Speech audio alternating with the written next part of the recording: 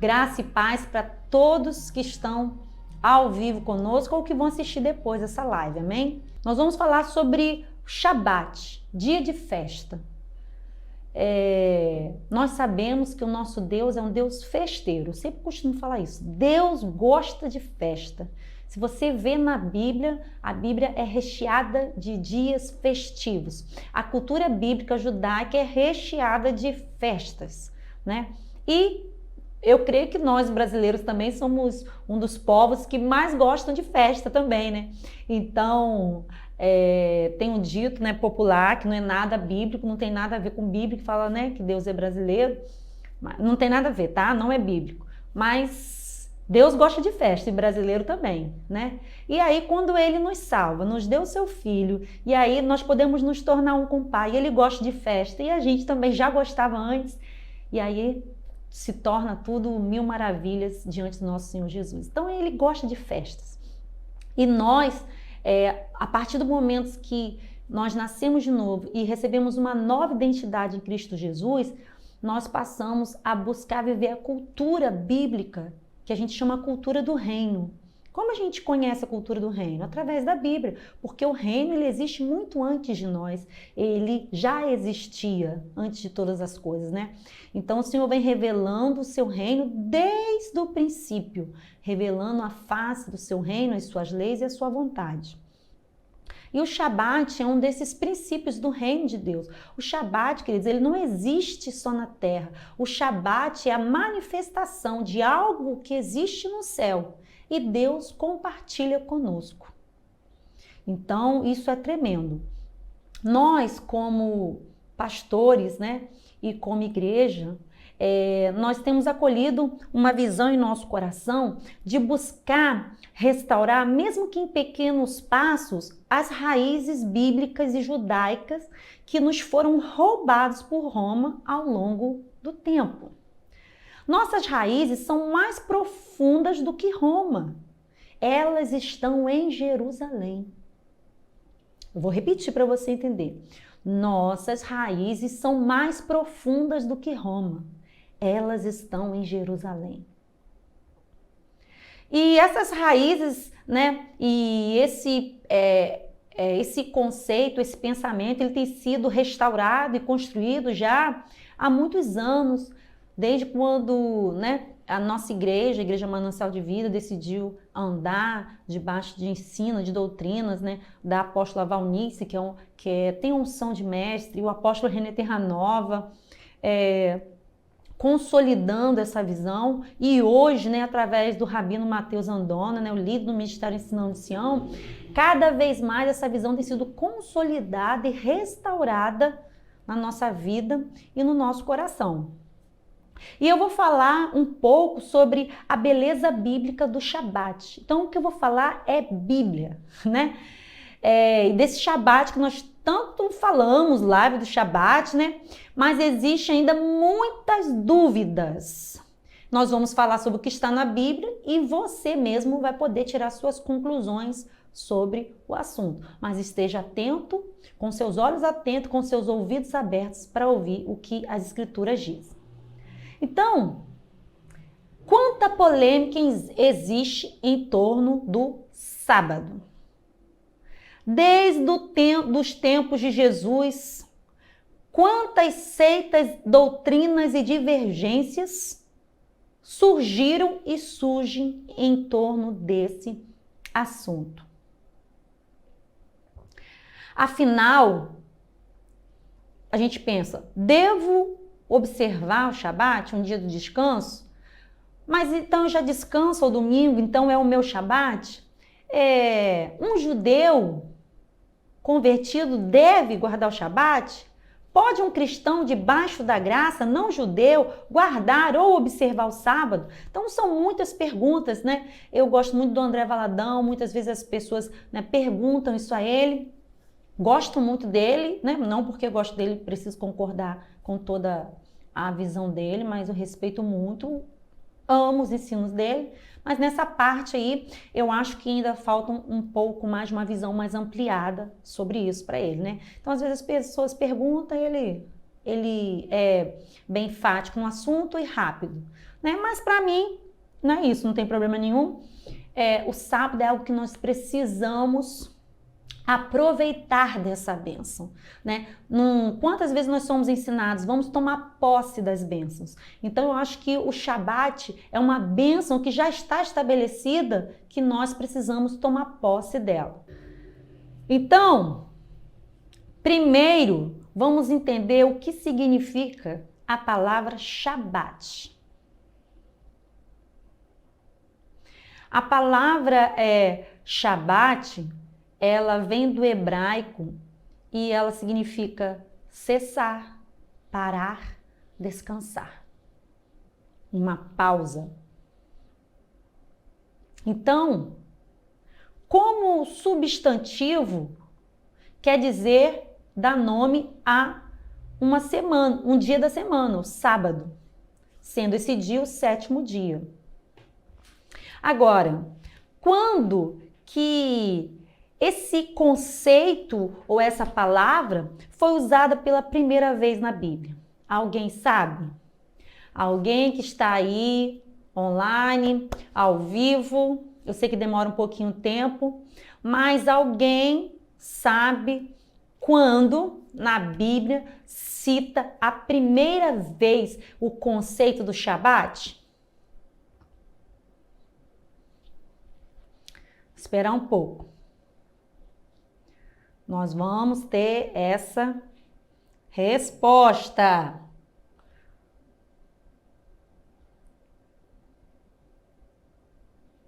Vamos lá. Vamos no livro de Gênesis.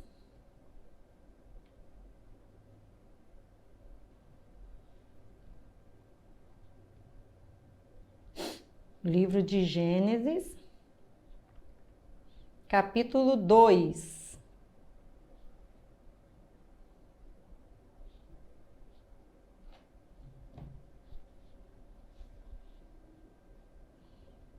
A partir do versículo 2. Havendo Deus, vou ler aqui no céu. Havendo Deus completado no dia 7º a obra que tinha feito, descansou nesse dia de toda a obra que fizera. Abençoou Deus o 7º dia e o santificou, porque nele descansou de toda a sua obra que criara e fizera. Então tá aí, ó.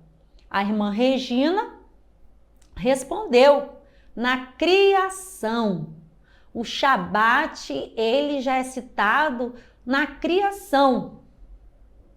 Então, antes, né, do que nós chamamos da aliança adâmica, antes da aliança noética, antes da aliança mosaica, antes da aliança com Abraão, antes dos 10 mandamentos, Deus institui o Shabat. Olha que interessante, porque às vezes a gente fica muito preso que o Shabat está ali nos 10 mandamentos, mas antes, lá na criação, o Senhor Deus já diferenciou um dia dos outros. Ele separou um dia para o descanso. Interessante, né, que o texto diz que Deus o santificou, né? A palavra santificar quer dizer separar, diferenciar. Então, Deus diferencia esse dia dos outros. O próprio Deus faz isso. Não sou eu, não foi você. Quem diferenciou o sábado, o 7º dia, foi Deus. Não foi eu, não foi nem você. Ok? E o santificou, porque nele descansou de toda a sua obra, né? Então, Deus separa ali um dia para o descanso. Segundo a Bíblia, Deus viu que tudo que ele tinha feito era bom, mas somente o sábado ele santificou. Olha que interessante. Separou, dando a entender o quão importante foi a criação do homem e o dia do descanso. Então, duas coisas importantes que Deus ressalta nos primeiros livros: a criação e o dia do descanso, o dia santificado. Assim vemos no princípio a importância do sábado, um convite a se deleitar com a criação de Deus. Então vamos começar aí. Um dos primeiros conceitos para o Shabat, um convite a se deleitar na criação de Deus, a descansar das obras e se deleitar na criação. Reconhecendo a soberania divina, neste dia, tranquiliza-se a alma com momentos de oração, de gratidão, reflexão sobre a vida, honrando e glorificando o Criador, como família, como indivíduos. Tempo de ouvir a voz do Criador, se fortalecer em sua palavra, em sua criação, na natureza e no homem, porque Deus cria a natureza e Deus cria o homem. Então é tempo de desfrutar da natureza, que faz parte da criação, e do homem também. Isso fala de relacionamentos. Então é tempo de desfrutar, decidir se desfrutar no Criador, na criação. Na criação está a natureza e os indivíduos. Quantos de nós já ouvimos a comparação que nós saímos do Egito? Eu creio que nós, cristãos, principalmente os pentecostais, que fazem muito uso alegórico, né, do Antigo Testamento, né, que é a linha, o qual é a nossa raiz teológica, né, todos nós já ouvimos falar que nós saímos do Egito, dessa transformação, dessa mudança na nossa vida, né, que vivíamos no Egito, que simboliza Faraó na nossa vida. Então, uma metáfora bíblica real muito usada. E a segunda observância do Shabat está em lembrar disso. Mas o sétimo dia é o sábado do Senhor teu Deus. Não farás nenhum trabalho nele, nem tu, nem teu filho, nem tua filha, nem teu servo, nem tua serva, nem o teu boi, nem o jumento, nem um animal algum, nem um estrangeiro que está dentro das tuas portas, para que o teu servo e a tua serva descansem como tu. Então, nós estamos vendo aqui nesse texto em Êxodo falando sobre descansar. Todos tinham que descansar, os animais, inclusive os gentios, os servos, as servas. Para quê? Porque te lembrarás que foste servo na terra do Egito, que o Senhor teu Deus te tirou dali com mão forte e braço estendido. Por isso o Senhor teu Deus te ordenou que guardaste o dia de sábado. Também é para o povo judeu guardar o sábado, lembrar que eles saíram do Egito, sim. Mas nós sabemos que nós também, crentes em Yeshua, fomos escravos do pecado. E o Egito faz uma alusão dessa escravidão e que fomos libertos. Então, o Shabat, o sábado, é dia de estarmos contemplando a natureza, nos alegrando com a nossa família e lembrar que um dia nós fomos escravos do mundo, mas hoje nós somos libertos, nos alegrar com essa libertação.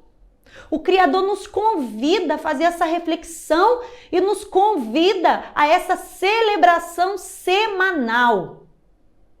Ele nos tirou do Egito. Ele nos deu vida e vida e abundância. Para a liberdade, ele nos libertou. Amém? Então, em Êxodo 23:12 também diz: 6 dias farás os teus trabalhos, mas o 7º dia descansarás, para que descanse o teu boi, o teu jumento, para que tome alento o filho da tua escrava, o estrangeiro, né? Esse texto que eu li, que fala Êxodo 23:12. Então, o sábado é um sinal da aliança de Deus. E a aliança de Deus com Israel e conosco. Êxodo 31:17 diz: entre mim e os filhos de Israel será um sinal para sempre, porque 6 dias uma vez fez o Senhor os céus e a terra, mas o 7º dia descansou e restaurou-se. Eu achei esse texto aqui de Êxodo 31:17, assim, tremendo, sabe por quê? O texto diz que Deus fez 6 dias para trabalhar, Eu sempre digo isso, gente, são 6 dias para trabalhar e 1 para descansar, né? A gente quer descansar quantos dias? Muitos, né? São 6 dias para o trabalho e 1 para o descanso. E diz assim, o Senhor fez esse dia do descanso, é um sinal da aliança de Deus. Olha só que interessante. E diz assim, o 7º dia descansou e restaurou-se. A restauração no Shabat. Êxodo 31:17 diz: o que fiz, porém, foi por amor do meu nome, para que não fosse profanado diante dos olhos dos gentios, no meio dos quais estavam, cujos olhos eu me dei a conhecer a eles, para tirar da terra do Egito. Eu os tirei da terra do Egito e os levei ao deserto. E deles meus estatutos e lhe mostrei os meus juízos, quais, cumprindo-se, o homem vive por eles. E também lhes dei o meu sábado. Então aqui está dizendo que Deus deu aos homens os seus estatutos, os seus juízos, para que os homens vivessem por ele. E Deus também nos deu os sábados para que servisse de um sinal entre Deus e o seu povo, para que soubesse que eu sou o Senhor que santifica, eu sou o Senhor que separa. Ezequiel 20, do 9 ao 12. Então, Deus faz uma aliança, Deus dá estatutos, dá ordenanças para eles serem um povo diferenciado das outras nações, um povo separado, um povo santo. E o sábado faz parte dessa aliança, faz parte dessa diferenciação. Mas alguns, né, de forma consciente ou de forma inconsciente, né, de forma inconsciente, esses conceitos estão nas suas crenças, na sua forma de pregar, que às vezes a gente nem percebe, acredita que a aliança de Deus com Israel foi quebrada. Alguns acreditam nisso, né? Que Deus quebrou essa aliança com Israel. Deus abandonou Israel, porque tem gente que diz, né, porque os judeus mataram Jesus, tudo mais, que o povo judeu é um povo que matou Jesus. Gente, vamos ler a Bíblia, não é nada disso. Isso são conceitos que vêm lá de Roma. Lembra? As nossas raízes estão além de Roma. Isaías 62 mostra o amor de Deus, uma mensagem profética da parte do profeta Isaías, uma mensagem linda, falando sobre a restauração de Israel, sobre o amor de Deus por Israel, sobre essa aliança que Deus jamais, pode até por um momento, mas Deus jamais abandonará Israel. Deus vai restaurar Israel. Eu não vou ler Isaías 62 todo, mas eu vou ler um pedacinho que diz: nunca mais te chamarão desamparada, nem a tua terra se denominará jamais assolada, mas chamar-te-ão, o meu prazer está nela, e a tua terra acasada, porque o Senhor se agrada de ti e da tua terra se casará. Então Deus tem uma aliança com Israel. Com essa Israel aí mesmo, essa Israel, esse povo aí, que você vê na televisão, Israel, Deus tem uma aliança com eles. Se fosse verdade, queridos, que Deus desamparou Israel, a Bíblia e as profecias seriam mentirosas. Por isso que tem gente que pega o Antigo Testamento e desmerece, e rasga, vamos dizer assim. Rasga. Por quê? Porque ela não acredita na eleição de Israel. Mas isso até, sabe o quê? É o nível até de ignorância, de ignorar os fatos históricos e os fatos proféticos. Então nós não vamos ser esse povo ignorante, nós vamos estar atentos aos fatos históricos e proféticos. Então, as verdades bíblicas estão na Bíblia, de Gênesis e Apocalipse, né? E quando a gente acredita que Deus despreza Israel, a gente está colocando, relativizando as verdades da Bíblia. Veja esse intuito sagaz do enganador de colocar a ideia que Deus rompeu com Israel, porque quando você acredita que o Deus do Antigo Testamento e o Deus do Novo Testamento é outro, Você começa a relativizar as escrituras. E isso é tudo que o Deus desse século precisa para começar a trazer as doutrinas do diabo para dentro da igreja. Então, o que a gente está buscando compartilhar com os irmãos é algo importante para os últimos dias, para que os ensinos, as heresias de Satanás não tomem conta da nossa vida, da nossa mente, da nossa casa e nos roube o que Deus tem para nós. Então, no meio da história da humanidade, a soberania de Deus se revela. E uma nação que já não existia mais no mapa mundial, um povo que não era mais povo, renasce das cinzas no contexto mundial. Quem é esse povo? Israel. Então, quase 2000 anos, Israel, numa diáspora pelo mundo, espalhado pelo mundo, quase dizimado na Segunda Guerra Mundial. Em 1947, a Organização das Nações Unidas decide criar o Estado de Israel.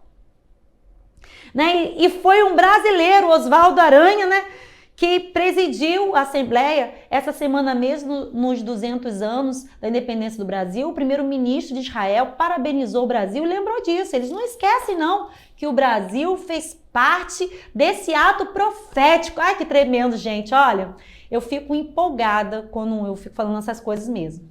Então, sionistas eram aqueles que acreditavam na restauração de Israel. Eles pregavam o retorno dos judeus para a sua região de origem, para a terra prometida, olha só, a fim de formarem lá um Estado de Israel moderno. Queridos, por que isso é importante? Porque quando você vê o agir de Deus na vida de Israel, você tem a confirmação, as escrituras são verdadeiras. O que está escrito é promessa de Deus, é real. Deus está no comando da história do mundo. Então, por que eu estou dando uma volta nas escrituras e na história mundial? Para nós entendermos um pouco em qual tempo profético nós estamos vivendo e por que Deus está restaurando as festas, os princípios, os valores bíblicos judaicos na vida da igreja. Porque essas são ferramentas que irão nos ajudar nesses últimos dias. Existe uma teologia chamada teologia da substituição, que alguns não sabem nem o nome, mas acreditam dessa forma. Essa teologia ensina que a igreja é a substituição de Israel e que muitas promessas feitas a Israel na Bíblia são cumpridas na igreja cristã, não em Israel. Sendo assim, as profecias alegorizadas, então a igreja vai lá e fala, essas profecias é para Israel, mas não é mais, agora é para a igreja. Então faz alegorias em promessa das bênçãos de Deus para Israel e toma para a igreja. Há grandes problemas com essa opinião, tais como a existência do povo judeu. Então, como a igreja substitui Israel se Israel existe? Como a igreja substitui os judeus se até hoje eles estão aí resistindo, como as escrituras diziam? Antes se acreditava não há nenhum futuro para a nação de Israel, mas como explicar essa sobrevivência sobrenatural do povo judeu nos últimos 2000 anos, apesar das inúmeras tentativas de destruir essa nação? Como podemos explicar como Israel apareceu como uma nação no século XX, depois de não existir durante 1900 anos? Como explicar a agir de Deus? Um dos primeiros ministros de Israel diz: viver em Israel é viver milagres. E eu já fui nesse milagre, eu já vi muitos milagres no Brasil, mas o Senhor me levou de Israel, então eu vi o milagre. Eu sempre digo, o maior sinal profético de todos os tempos. Nós somos a igreja que viu a restauração de Israel, queridos. Como não se alegrar com isso?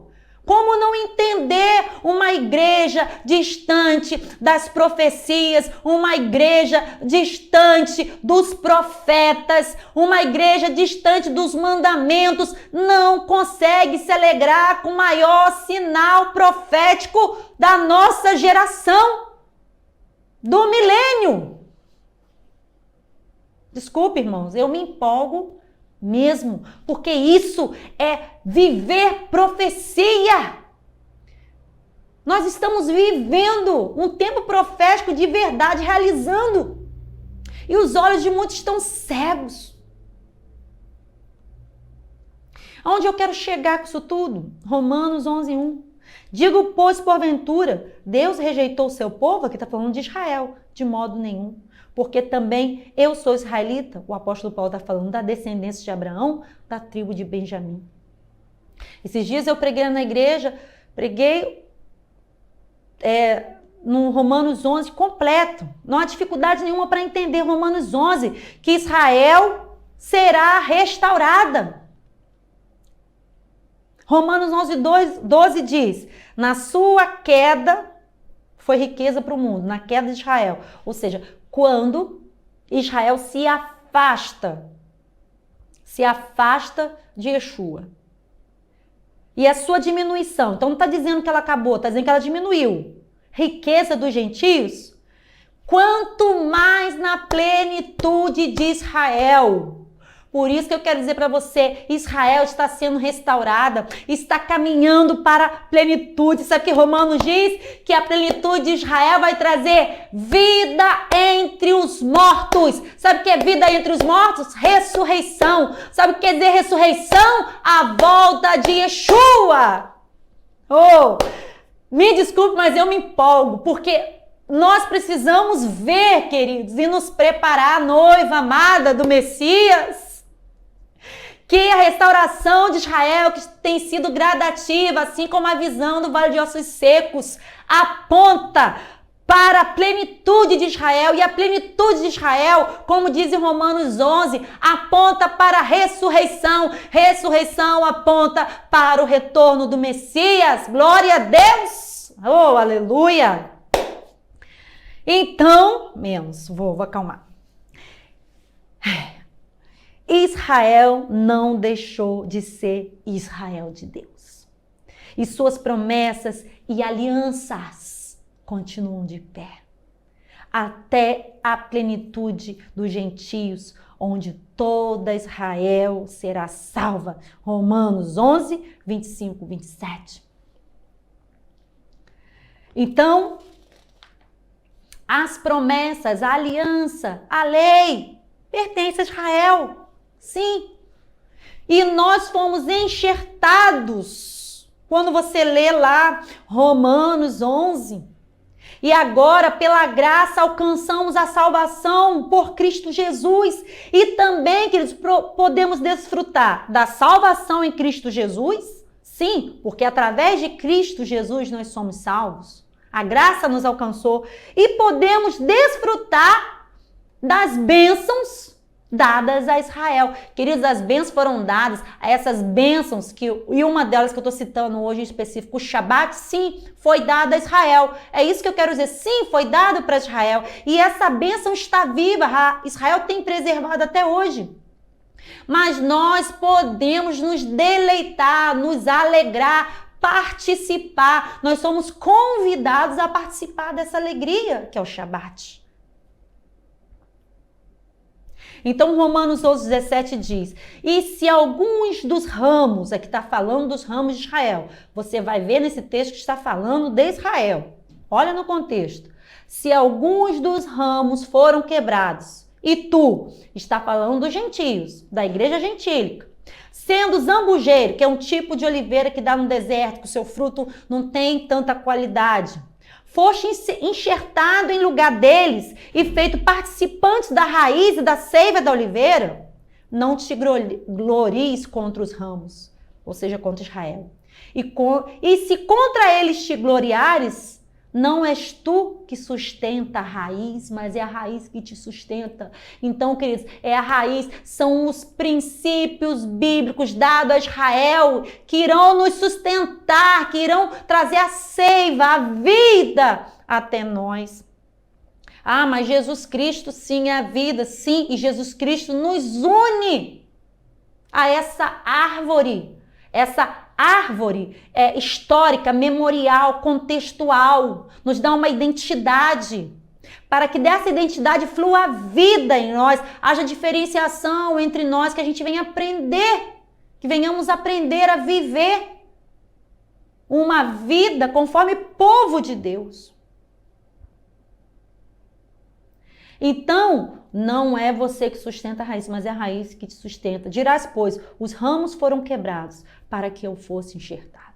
Então, alguns ramos foram quebrados, mas eles serão novamente restaurados. E Deus está fazendo isso. Em Gálatas 3:29 diz, e se sois de Cristo, então sois descendentes de Abraão e herdeiro conforme a promessa. Então, somos de Cristo? Somos. Então, somos herdeiros de Abraão conforme a promessa. Então, nós temos direito em Cristo Jesus, que nos dá a identidade de filhos de Abraão. Nós temos direito à aliança feita com Abraão e com Israel. Nós não substituímos Israel. Nós não tomamos o lugar de Israel. Mas temos direito a essas bênçãos. E essas bênçãos são reais. Tem se cumprido em Israel e tem se cumprido também na vida daqueles que são enxertados, que se tornam filhos de Abraão. Então, queridos, onde eu quero chegar? O Shabat é uma dessas bênçãos que nós podemos nos apropriar como filhos de Abraão. Não é um peso. Em Cristo podemos desfrutar de todas as bênçãos do Shabat, do descanso, da reflexão, da santificação, do relacionamento. Você pode fazer isso ao domingo? Sim, mas Deus nos convida ao sábado. E vamos dizer uma coisa, domingo é o dia que o crente mais trabalha. É ou não é? Quero que você me diga aí. Domingo, a gente consegue fazer reflexão, só quem vai lá só vai no culto. Mas aqueles que são os obreiros que estão na seara, domingo é o dia que a gente mais trabalha. Então, o sábado é do Senhor, como nós vimos, e Ele nos convida a entrar no seu descanso, a participarmos dessa celebração, como lá na criação. Venham, descansem, sejam renovados. Em Hebreus 4, 7 a 11 diz, por isso Deus estabelece outra vez um determinado dia chamado hoje, ao declarar muito tempo depois por meio de Davi, de acordo com o que fora dito antes, se hoje vocês ouvirem minha voz, não endureça o vosso coração. Porque se Josué lhes tivesse dado descanso, Deus não teria falado posteriormente a respeito de outro dia. Assim, ainda resta um descanso sabático para o povo de Deus. Queridos, então, olha só, Jesus ele veio trazer plenitude ao sábado. Ele não veio cancelar o sábado, ele veio trazer plenitude. Ele veio tirar o jugo e trazer plenitude, trazer alegria, celebração, leveza, descanso. Porque esse dia só poderia ser pleno, ser completo através de Yeshua. Porque ele era o Senhor do descanso, ele é o próprio descanso.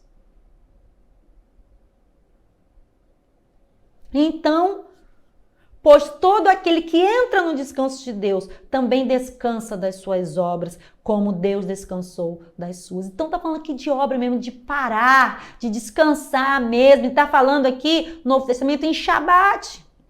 Portanto, nos esforcemos para entrar nesse descanso. Ele não está falando, portanto, vocês vão para o inferno se não entrar nesse descanso. Não, ele diz, se esforcem para entrar, para descansar, para entrar nesse descanso físico e espiritual através de Yeshua, para que ninguém venha cair, olha só, para que vocês sejam renovados, seguindo, senão nós vamos seguir o exemplo da desobediência. Então nós sabemos quantos cristãos hoje estão cansados, sobrecarregados e até oprimidos. Por quê? Ativismo. Por que não descanso? Trabalho de segunda, sexta, sábado, domingo, trabalho sem parar, porque trabalho na hora do Senhor. Blá, blá, blá. Eu sei o que é isso, irmãos. Eu sei o que é isso. E o Senhor quer de nós diferenciação. O mundo trabalha para ter resultado e nós descansamos para ter resultado, glória! Ah, irmãos, desculpa. Ah, glória!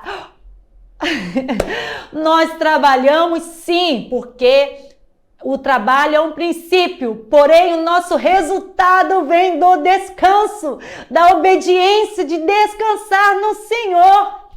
Eu fico empolgada, empolgadíssima mesmo. Porque isso, quer dizer, é uma revelação, é leveza, é alegria, é entrar vida na vida de Deus. Oh, glória! Aleluia! Então, nós precisamos nos esforçar para que ninguém venha cair. Então, muitos irmãos estão caídos por falta, queridos, de descanso. E ainda estão procurando mais atividade para ver se compensam para fazer algo por esta queda. E algo que você precisa fazer é entrar no descanso do Senhor.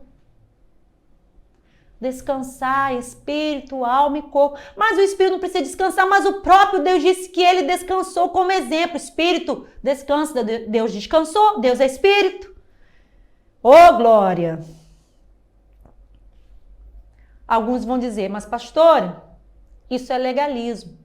Bem, eu ainda não vi, você pode ter visto, legalismo naquilo que eu falei aqui. Às vezes nós repetimos isso sem entendermos exatamente a aplicação do que é legalismo na nossa vida. Em outro vídeo nós vamos estar falando sobre o que é legalismo prático, não legalismo de falácia, legalismo prático. Enquanto isso, Deus te convida a uma festa semanal, uma festa da criação, um Shabat. Então eu te convido, começou hoje às 18 horas, porque o dia bíblico, e o dia judaico, ele se inicia ao término de um dia, ou seja, quando o sol se põe, termina um dia e começa outro. Então por isso sempre começa na sexta, quando nasce a primeira estrela, e termina no sábado.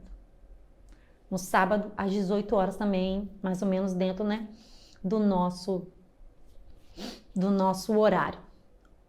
Uma pessoa perguntou assim ao Rabino Mateus, do Ensinão de Sião, de uma certa denominação, que guarda o sábado, e falou com ele, poxa, Rabino, a gente prega guardar o sábado tanto tempo e a gente não consegue ganhar o coração das pessoas. E vocês, com tão pouco tempo, ganham o coração de muitas pessoas. E o Rabino Mateus falou, sabe por quê? Porque eu não prego o jugo do sábado, mas a alegria do sábado. Então, eu quero te convidar a viver essa alegria. Mais do que eu, o Eterno te convida. Entremos, nos alegremos com o nosso Criador. Entremos no descanso do Senhor. Mesmo que você trabalhe dia de sábado até meio-dia, o dia inteiro, entre nisso, no estado espiritual, numa valorização, no estado mental, numa valorização da criação, da criatura, das escrituras, entendendo que não é para você ficar enchendo sua mente do que você pode fazer, mas descansar no Senhor. Descansar das obras e sermos renovados nele. Amém? Glória a Deus. Então, essa é a palavra que eu queria compartilhar com os irmãos hoje. Alguém gostaria de fazer alguma pergunta sobre o assunto, para nós estarmos encerrando? Vou estar colocando aqui uma adoração,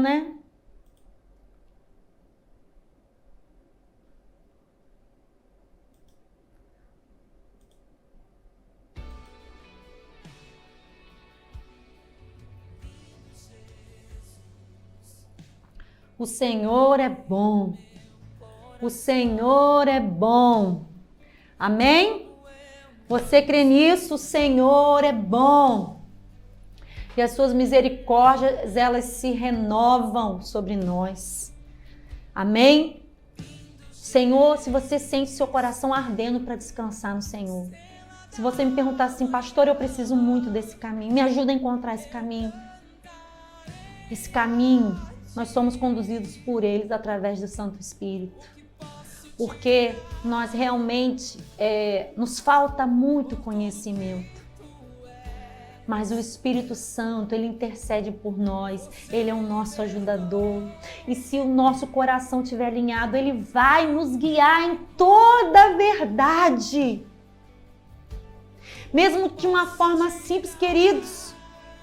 É tão pouco que eu sei, mas é tão grande o que arde no meu coração.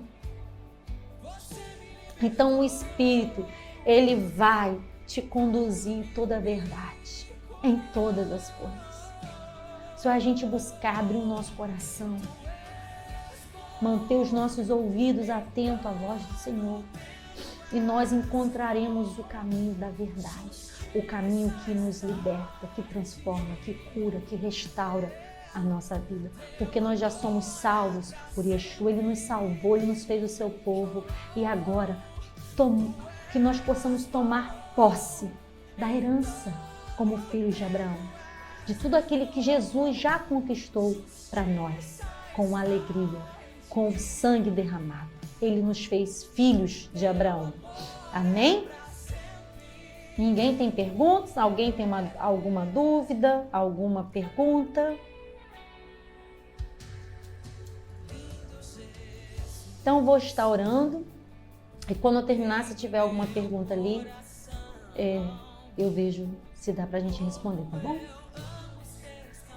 Pai, nós só podemos agradecer.